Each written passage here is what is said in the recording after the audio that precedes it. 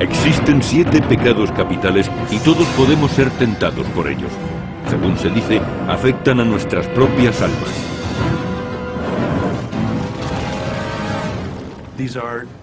Son pecados mortales y tienen graves consecuencias en nuestra vida espiritual. Lujuria, envidia, gula, pereza, avaricia, ira y soberbia. Según la teología cristiana, para cometer uno de estos pecados mortales no hace falta más que desearlo. Las Escrituras dicen que el pecado se paga con la muerte. Detrás de cada uno de esos pecados hay una historia oculta que explica por qué llegaron a ser mortales. Los 7 pecados capitales han tenido una enorme repercusión en la historia, en la sociedad y en nuestras almas. No se pueden transgredir las leyes de Dios sin pagar un alto precio.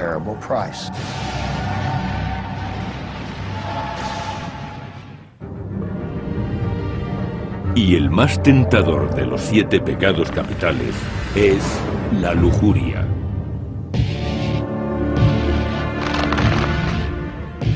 Los 7 pecados capitales no aparecen en las Escrituras. Entonces, ¿de dónde proceden?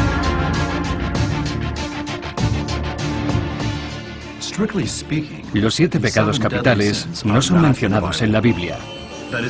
No encontramos una lista de pecados en las Escrituras porque, en realidad, surgieron de los intereses éticos de la Iglesia.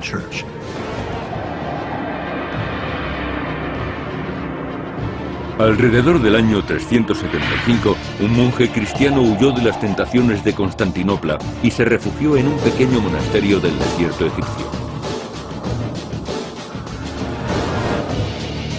Su nombre era Evagrio Pontico. Aquella aislada existencia le permitió mirar profundamente dentro de su alma y enseguida empezó a catalogar los pensamientos que encontró en su interior. Evagrio trabajó en esta lista de tentaciones. Luchó contra la soberbia, la gula, la lujuria y todas esas pasiones. Evagrio resumió las numerosas tentaciones y describió las más terribles y más peligrosas. La lista contenía 8 comportamientos pecaminosos: lujuria, gula, pereza, avaricia, ira, soberbia, vanagloria y tristeza. Si hablásemos de drogas, podríamos comparar los pecados capitales con la marihuana. Se considera la puerta de acceso al resto de las drogas. Y estas tentaciones son la puerta de acceso a un modo de vida irredimible. Cuando uno cae en ellas, se vuelve vulnerable. Quizá al hacer la lista, Evagrio estaba reflexionando sobre la vida pecadora que había llevado. Este antiguo archidiácono había estado relacionado sentimentalmente con la esposa de un dignatario romano. E incluso después de exiliarse en el desierto, había un pecado contra el que luchaba más que contra ningún otro: la lujuria. Aunque estos monjes rara vez veían a alguna mujer, seguían sintiéndose tentados por la lujuria.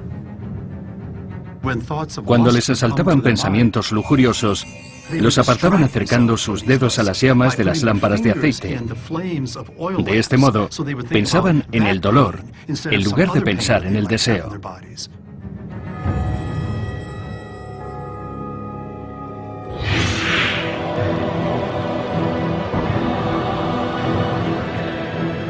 Los antiguos devotos definían el pecado de la lujuria como el ansia desordenada del placer carnal.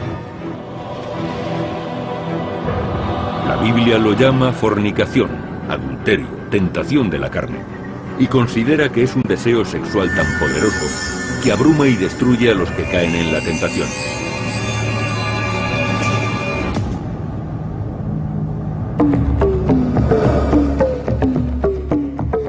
Y sin embargo, en gran parte del mundo antiguo, la lujuria no se condenaba, se celebraba.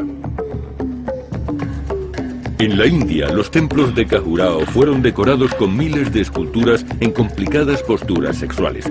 La idea provenía de un texto erótico llamado Kama Sutra. Este antiguo libro hindú describe 64 artes o posiciones y habla también en gran detalle de los sagrados aspectos de la prostitución, el sexo en grupo, la homosexualidad y el sadomasoquismo.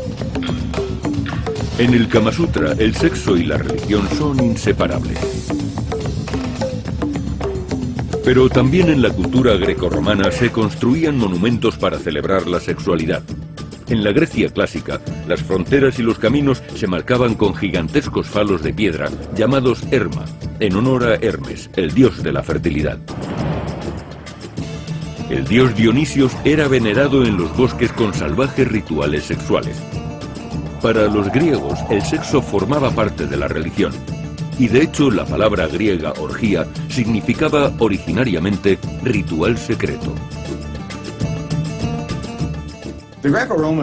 La actitud que mostraban los griegos y los romanos hacia la sexualidad era mucho más parecida a la nuestra. No era un tabú. El sexo era una experiencia sensual, una experiencia del cuerpo perfectamente aceptada por las clases altas. Y nadie practicó el culto a la lujuria mejor que el Imperio Romano. La ciudad portuaria de Pompeya conserva algunos de los mejores ejemplos del antiguo arte romano. Pompeya es un lugar muy rico desde el punto de vista arqueológico, pero lo mejor de Pompeya es que contiene una gran cantidad de arte erótico. Las pinturas de Pompeya datan del siglo I después de Cristo. Algunas se realizaron en antiguos prostíbulos. Las inscripciones eróticas revelan servicios específicos y también indican los precios. Es evidente que los romanos disfrutaban de la sexualidad y no tenían ningún escrúpulo a la hora de exhibirla en las calles, en las esquinas y en sus casas. El culto romano a la lujuria alcanzó su apogeo durante el reinado del emperador Calígula en el año 37. Se dice que el joven emperador exigía mantener relaciones sexuales con todas las mujeres atractivas de Roma, incluidas sus propias hermanas. Se rumoreaba que había convertido parte de su palacio en un burdel, donde obligaba a algunas mujeres nobles a prostituirse para su propia diversión. El asesinato de Calígula a la temprana edad de 28 años se consideró una señal de la ira de los dioses, porque había abusado del poder de la lujuria. Los romanos convirtieron la lujuria en una deidad, Venus, la voluptuosa diosa de la sexualidad.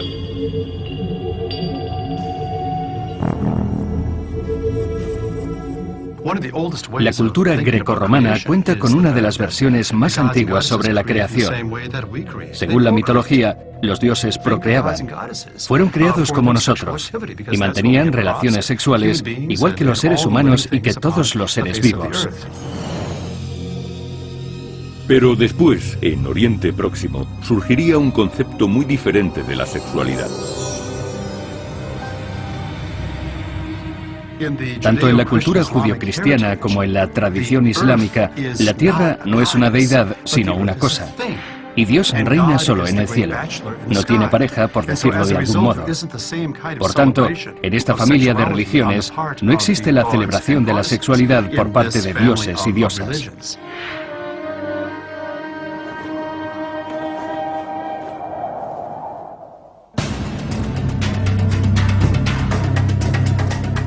El Antiguo Testamento también cuenta con una lista de lo que se debe y no se debe hacer. Pero no se trata de los 7 pecados capitales, sino de los 10 mandamientos. Los 10 mandamientos nos guían por el camino recto y nos alejan del pecado. De los 10 mandamientos hay 2 referidos a la lujuria. No cometerás actos impuros y no consentirás pensamientos impuros. El Antiguo Testamento condena la lujuria.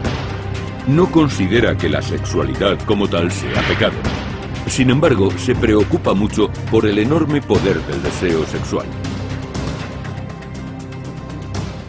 El judaísmo entiende que el deseo es rebelde y que siempre, o muy a menudo, se desean cosas que no se deberían tener. Pero el deseo en sí no es pecado.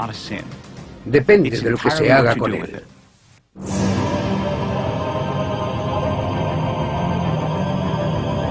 La cristiandad heredó y amplió este concepto del deseo.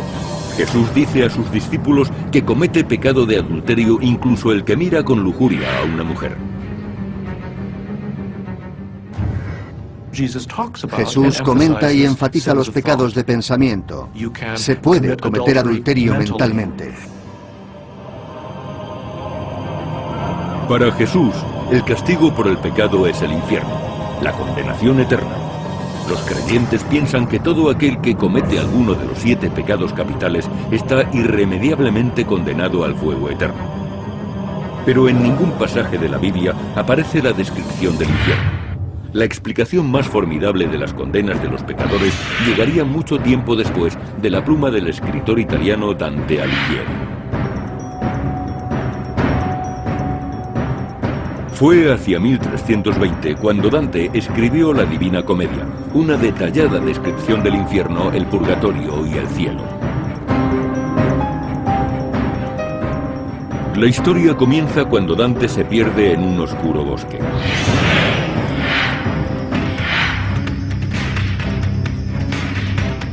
Allí se encuentra con el poeta romano Virgilio, que le lleva y le guía a través del infierno.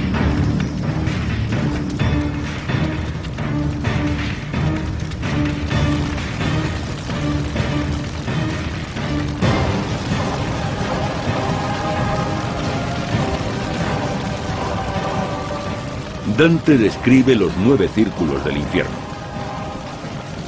Y los castigos se vuelven más duros a medida que el autor avanza por estos círculos. Los 7 pecados capitales están representados desde el menos ofensivo hasta el más grave de todos. El precio que cada pecador tiene que pagar se corresponde con el crimen que ha cometido. El pecado de la lujuria se encuentra en el segundo círculo del infierno. Aquí, los que se dejaron llevar por el deseo son lanzados por los aires y golpeados sin descanso por vientos abrasadores. Este castigo simboliza el tormentoso poder de la lujuria.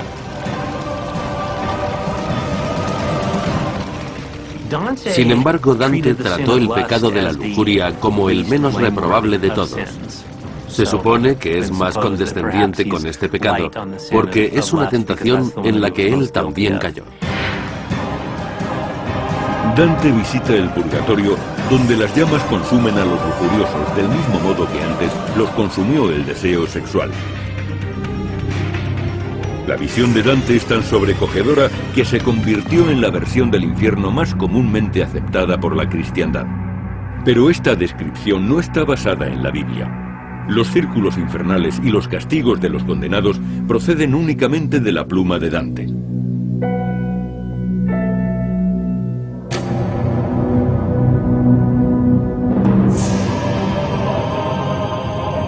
El mandamiento bíblico contra la lujuria no disuadió a una de las primeras sectas cristianas. Se trataba de un grupo de radicales que contemplaban la tentación desde una perspectiva muy diferente. En lugar de denunciar la lujuria como pecado, la celebraban como un sacramento.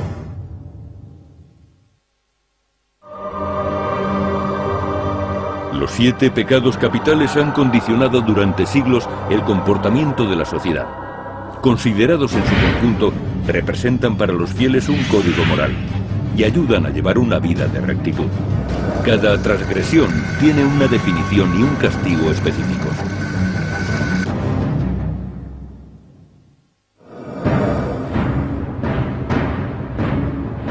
La religión cristiana es muy concreta en su idea sobre la lujuria. La Biblia dice claramente: ni los fornicadores, ni los adúlteros, ni los afeminados, ni los sodomitas heredarán el reino de Dios.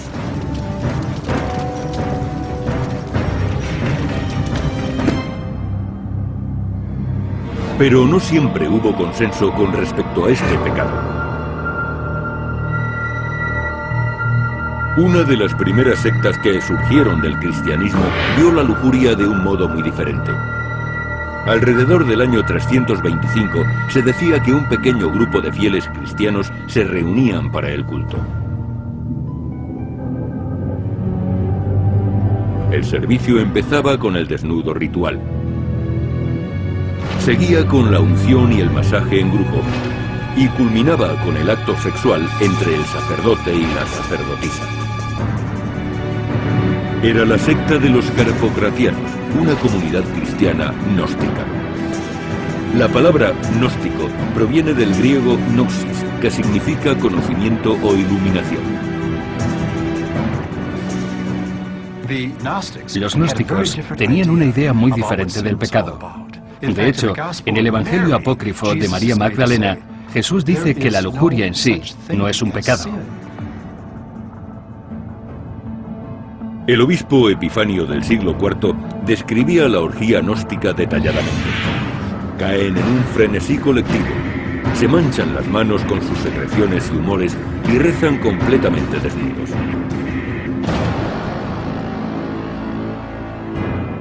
Pero algunos creen que esta descripción era solo un modo de condenar a esos grupos religiosos. En esa época se castigaba duramente la herejía, y muchos deseaban acusarles de todo tipo de pecados. Por eso, decían que los gnósticos mantenían relaciones sexuales con todas las personas que querían. Tenían fiestas sexuales, consumían fluidos corporales unos de otros. Era su modo de celebrar la sexualidad, cualquier tipo de sexualidad, con quien quiera que fuese. La corriente principal de la Iglesia cristiana vio el culto a la lujuria como una amenaza. No solo las almas peligraban, también el poder de la Iglesia, y en consecuencia contraatacó. Los evangelios gnósticos fueron destruidos, sus grupos se ilegalizaron, y su historia quedó reducida a los morbosos relatos de los cristianos que lo rechazaban. Los gnósticos desaparecieron en el siglo IV, y aproximadamente al mismo tiempo, Evagrio Póntico escribía la primera lista de las 8 tentaciones.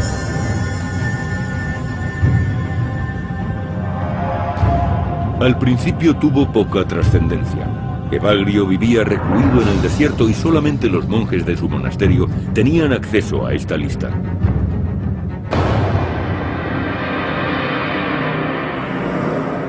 Los 7 pecados capitales no se conocerían públicamente hasta 200 años más tarde. El Imperio Romano se había derrumbado. Comenzaba ahora una edad oscura. La sensualidad se consideraba una forma de lujuria, y cualquier conducta sexual fue erradicada. El poder de la Iglesia era cada vez mayor.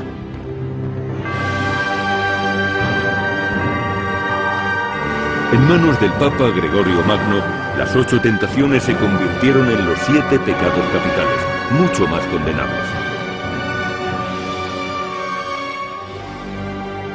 Al modificar la lista, el Papa eliminó la tristeza y la vanagloria y añadió la envidia. De este modo quedaron establecidos los 7 pecados capitales.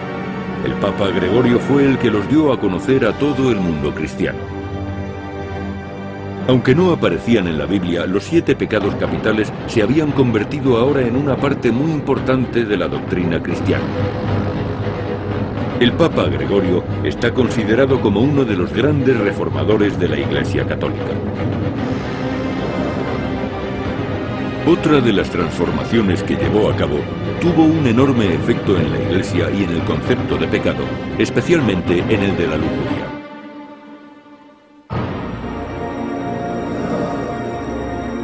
El Papa declaró que todos los sacerdotes de la Iglesia Católica Romana tenían que ser célibes. Hasta entonces, los sacerdotes cristianos podían contraer matrimonio. Se cree que la regla del celibato se estableció para consolidar el poder. El Papa Gregorio no quería que las propiedades eclesiásticas fuesen heredadas por los hijos de los sacerdotes y de los obispos. Pero esta norma tuvo una repercusión mucho mayor. En un periodo de tiempo relativamente corto, la idea del celibato evolucionó. Nació como condición monástica y acabó conduciendo a una denuncia generalizada de la sexualidad y la lujuria. La Iglesia estaba totalmente en contra del hedonismo. La sexualidad existe únicamente para la reproducción, y cualquier cosa que la aleje de esa función se considera pecado. Ahora el clero célibe determinaba las reglas sociales y políticas. Y para contrarrestar los 7 pecados capitales, la Iglesia creó las 7 virtudes. A partir de entonces, serán indispensables para la salvación del alma humana. La virtud opuesta a la lujuria es la castidad. Esta virtud inspiraría durante siglos el modo de pensar de los cristianos. Para los teólogos medievales, el problema no estaba solo en la lujuria, sino en cualquier forma de sexualidad. En la Edad Media la lujuria se condenaba incluso en el matrimonio. Esa fue la postura de la civilización occidental con respecto a la sexualidad durante al menos 1000 años.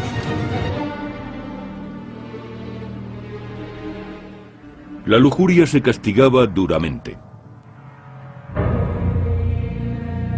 En aquella época existía la creencia de que un pecado podía poseer a una persona y habitar en su interior. Cada pecado tenía asignado un demonio específico. Y la única manera de librar de esos demonios a los poseídos era recurrir a la práctica del exorcismo.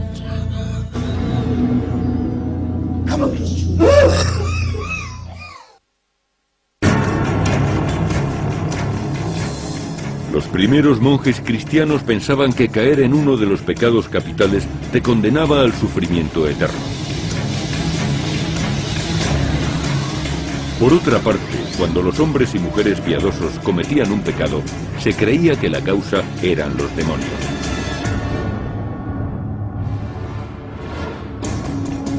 Durante miles de años, la humanidad ha creído en la existencia de los demonios. Incluso la Biblia habla de espíritus demoníacos en el desierto. Jesús exorciza a los demonios en el Nuevo Testamento. Y los monjes luchan contra los demonios de la lujuria y otros pecados por medio de la oración y el ayuno. Se dice que los demonios son ángeles que se rebelaron contra Dios y apoyaron a Satán. Fueron arrojados al infierno y condenados a pasar la eternidad tentando a las almas de los seres humanos. Los demonios son seres sobrenaturales perversos. Vagan por la tierra buscando cuerpos humanos que poseer para llevar a cabo su maligno trabajo. En la Edad Media, el estudio de los demonios, la demonología, se consideraba una ciencia. Algunos monjes cristianos se dedicaban a catalogar los demonios. Había libros muy importantes en esa época, como La llave de Salomón y el Gran Grimorio. Contenían una lista de miles de demonios, divididos en categorías y jerarquías. Los demonólogos mezclaban pócimas e inventaban conjuros para comunicarse con estos espíritus. Existía además la creencia de que había 7 ejércitos del mal, dirigidos por 7 príncipes satánicos. Cada ejército representaba uno de los 7 pecados capitales. Y cada príncipe tenía asignado un nombre. Ammón era el demonio de la ira, Belfegor el príncipe de la pereza y Asmódeo el demonio del pecado de la lujuria.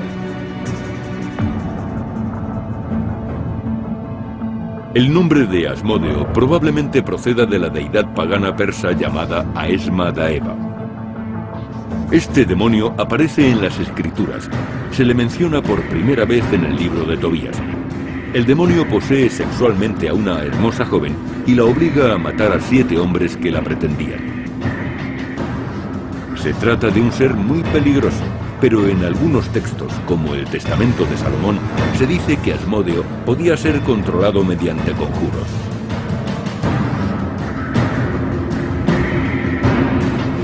También se creía que este demonio podía garantizar el deseo sexual y permitir relaciones sexuales con bellos demonios femeninos, los súcubos. Según las leyendas, proporcionaban un placer incomparable, pero al mismo tiempo consumían el alma de los humanos. Y hay quien dice que las relaciones sexuales con demonios no son simples metáforas, son algo real. Estamos en nuestra casa y tenemos derecho a elegir nuestro destino. En su iglesia, el pastor Bob Larson libra su batalla particular contra los demonios. En este capítulo podemos encontrar el modo de vencer a los espíritus más fuertes Los 7 pecados capitales atacan a la sociedad a la que pertenecemos. Todos formamos parte de una estructura interrelacionada. Y siempre hay alguien que gana y alguien que pierde cuando se transgrede la ley moral. Las faltas más graves son los 7 pecados capitales. Y son mortales. Dame mi Biblia. Tradicionalmente se lucha contra los demonios recurriendo a exorcismos. Se les obliga a presentar batalla con la intención de expulsarles del cuerpo. ¡Sal fuera! La práctica del exorcismo es tan antigua como la creencia en los demonios. En la Edad Media había muchos signos que indicaban la posesión por demonios. Entre ellos se encontraba hablar una lengua extranjera, tener una fuerza o capacidad sobrenatural, sentir aversión ante cualquier cosa santa, proferir blasfemias y el sacrilegio. Pero siempre hay remedios para la posesión.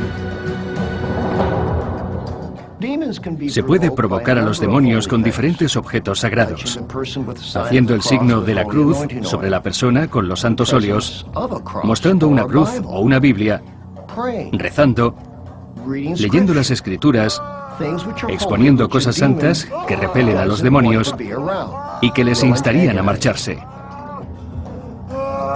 El demonio al que el pastor Bob Larson se enfrenta con más frecuencia es Asmodeo, príncipe del pecado de la lujuria.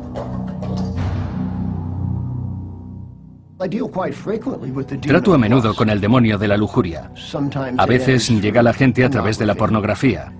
Y con frecuencia entra porque alguien ha abusado sexualmente de esa persona. Larson utiliza métodos antiguos para liberar a las personas del demonio de la lujuria.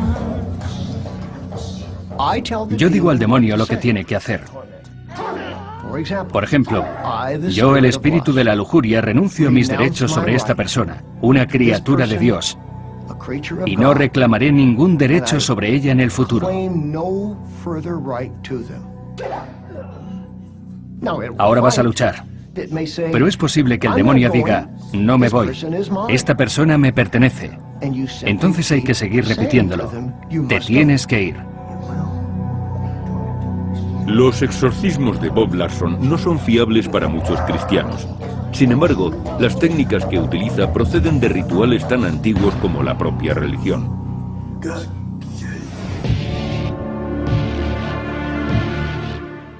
En la Edad Media, los 7 pecados capitales se asociaban con demonios y exorcismos. Y en el año 1213, para ser exactos, la Iglesia dio un nuevo giro a la historia del pecado.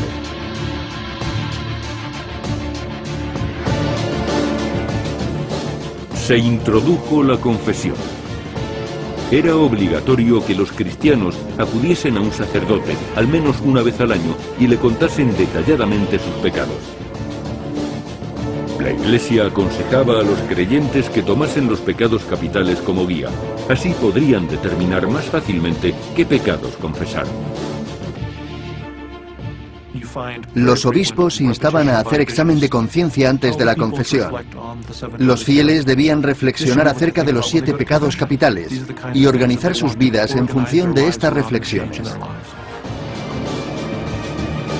Los 7 pecados capitales se habían institucionalizado. Formaban parte de la cultura popular de Europa. Fueron esculpidos en las iglesias, pintados en los altares, dibujados en los márgenes de las Biblias y descritos en cuentos e historias en la poesía y la épica.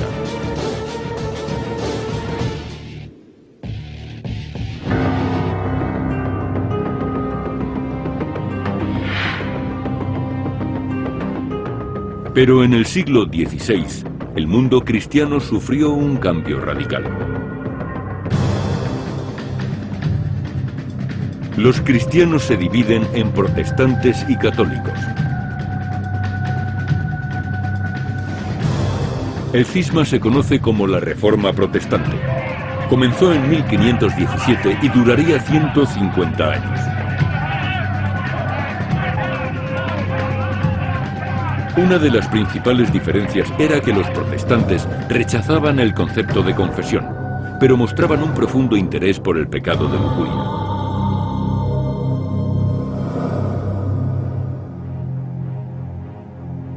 Durante este periodo, un sector de los protestantes, los llamados puritanos, huyeron del corrupto continente europeo. Buscaban la libertad religiosa en el Nuevo Mundo.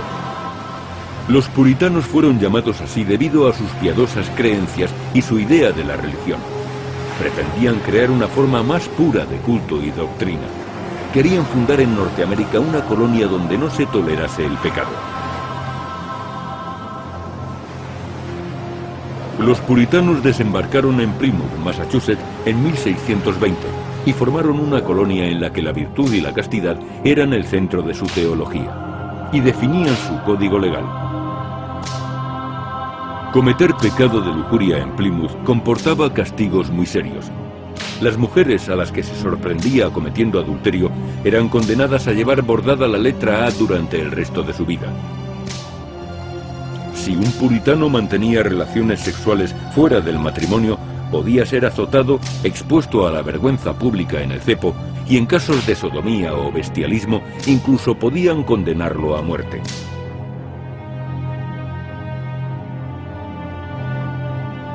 Pero a pesar de los represivos puntos de vista de los puritanos, el pecado de la lujuria nunca fue erradicado. Hay quien dice que la existencia de la humanidad está sutilmente conectada con la lujuria.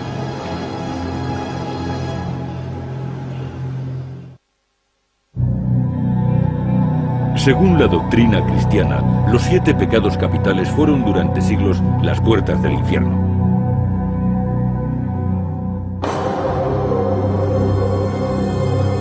El pecado de lujuria está condenado en la Biblia, en la tradición cristiana y en la cultura puritana de Norteamérica.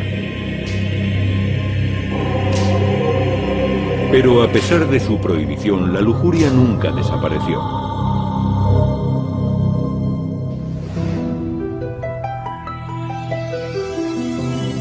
Para los investigadores modernos, la lujuria tiene más relación con la ciencia que con ninguna doctrina religiosa.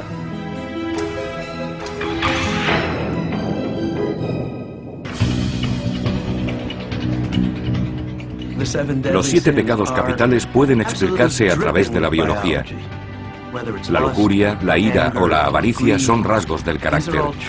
Y si la persona aprende a moderarlos, pueden contribuir significativamente al éxito del individuo. Aunque la sociedad ha cambiado a lo largo de los siglos, nuestros instintos primarios han permanecido igual. El impulso sexual es algo que no ha cambiado desde hace 4 millones de años. No es una emoción, es un impulso, una motivación que surge de zonas del cerebro muy primitivas.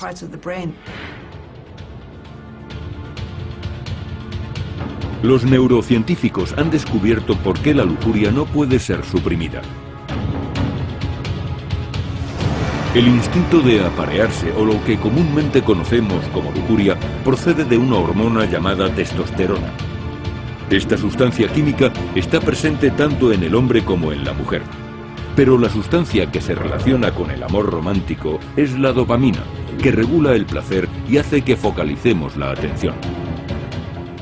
Cuando uno se enamora, aumentan los niveles de dopamina y la producción de testosterona, que se asocia al impulso sexual.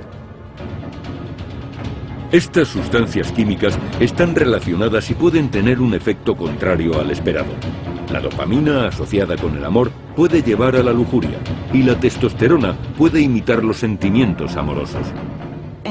No solo la testosterona aumenta ante cualquier tipo de estímulo sexual, también suben los niveles de dopamina, y eso puede empujar al individuo a enamorarse de alguien. El sexo casual nunca es casual. En la naturaleza siempre ha existido el impulso de aparearse y criar. Pero los seres humanos han evolucionado además hacia un comportamiento específico, y su actitud ante la reproducción es diferente. Los científicos lo llaman monogamia. Para entender la lujuria humana, tenemos que examinar los hábitos de apareamiento de las especies inferiores. El ser humano, como cualquier otra especie, también muestra interés por múltiples compañeros sexuales. Los biólogos lo llaman EPC, que son las siglas en inglés de cópula fuera de la pareja. Es básicamente el adulterio. Las pruebas genéticas revelan que incluso las especies que desarrollan vínculos de pareja, como los lobos o los cisnes, suelen tener otras relaciones. La razón biológica de la EPC es simple. El engaño y el adulterio dan a la especie una ventaja evolutiva. Para el macho, significa que puede inseminar a varias hembras y, en consecuencia, convertirse en padre sin demasiado esfuerzo. Para las hembras, supone recursos adicionales y un mejor material genético.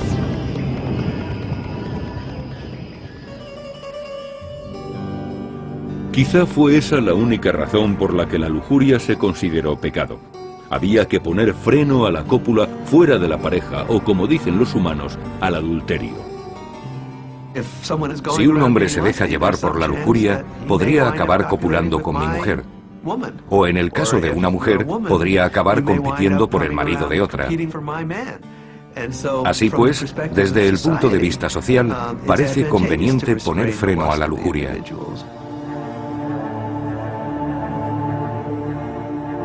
Durante siglos hubo una larga lucha para erradicar el pecado de la lujuria. Y tuvo bastante éxito. Pero a comienzos del siglo XX tuvo lugar un cambio importante en la sociedad. Y la lujuria se benefició de ello.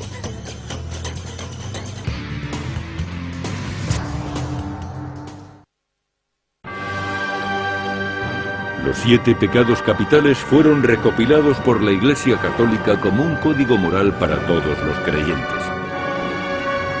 El pecado de la lujuria tiene una historia accidentada. Fue celebrado por los antiguos griegos y romanos, vilipendiado en la Edad Media e incluso prohibido por los puritanos en Norteamérica.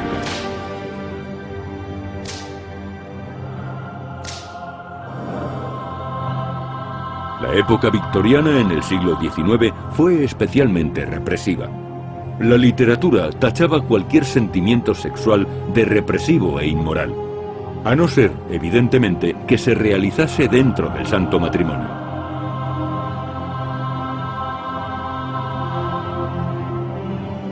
La prostitución, junto con el adulterio y la homosexualidad, seguían practicándose en esos años, pero en la clandestinidad.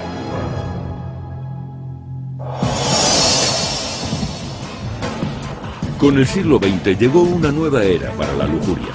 La industrialización trajo avances tecnológicos y la urbanización de las ciudades. Los jóvenes de los años 20 marcaron una evolución en el concepto de la lujuria y surgió una nueva imagen sexual de la mujer. En los años 50 apareció la píldora para controlar la natalidad, lo que supuso una transformación de la sexualidad y del pecado de la lujuria.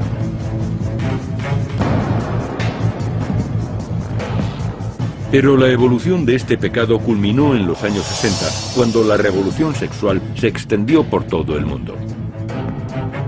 Parecía que el pecado de lujuria y la virtud de la castidad ya no eran tales.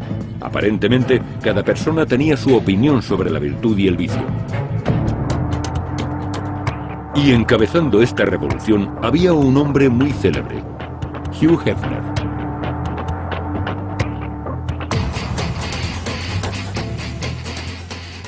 Sin ninguna duda, mi pecado favorito es decididamente la lujuria. La lujuria y la práctica de la sexualidad son muy saludables para la vida. Hefner creó la revista Playboy. Se basó en la idea que se tenía de la sexualidad en la época grecorromana. Levantó un templo al exceso y a la lujuria y logró construir todo un imperio. Creo que Playboy contribuyó en buena medida a la revolución sexual. Yo mismo defendí la idea de que el sexo no era nada malo.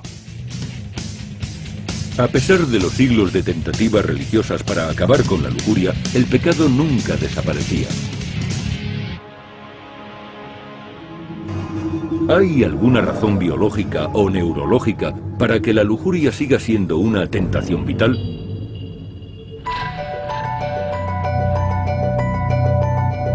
Seattle, Washington. Los científicos tratan de hallar la respuesta. intentan determinar la arquitectura nerviosa exacta de la sexualidad humana.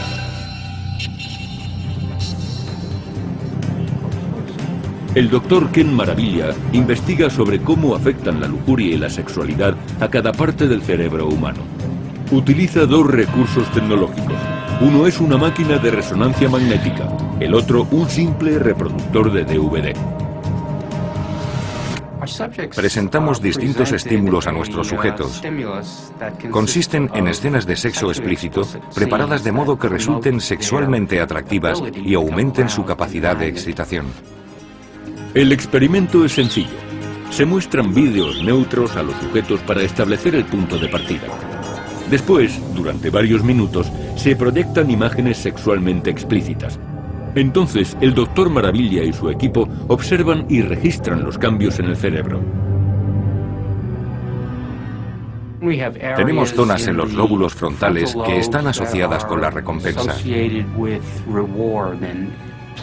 Obviamente, estas zonas se activan con la excitación sexual.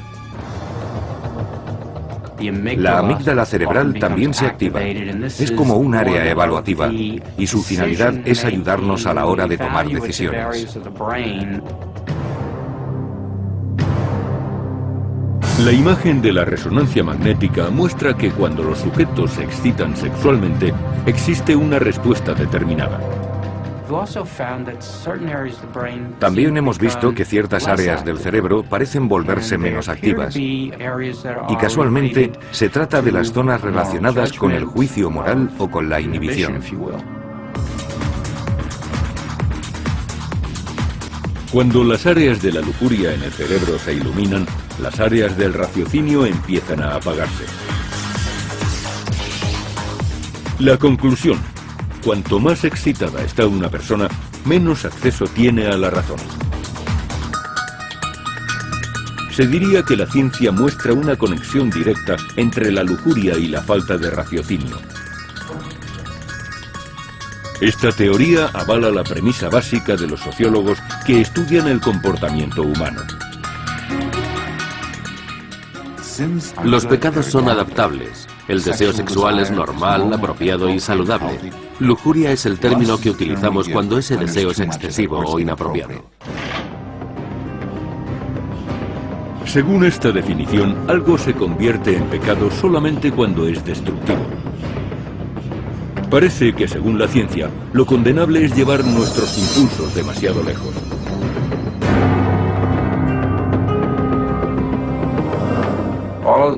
Todos los pecados tienen relación con el exceso en el comportamiento. Una vida saludable es una cuestión de moderación.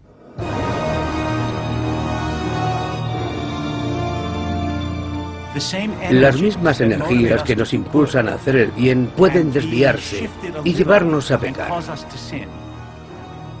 Pero esta es una continua y complicada batalla dentro de cada alma. Eso es algo que debemos entender. La calidad de la vida y la santidad del alma dependerán de las decisiones que tomemos cada día de nuestra vida.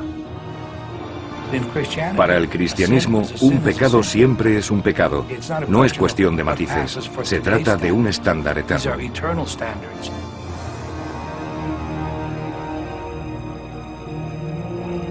La pregunta sigue en pie. ¿Puede alguien ser castigado eternamente a las profundidades del infierno por haber practicado la lujuria, la avaricia, la envidia, la ira, la soberbia, la gula o la pereza?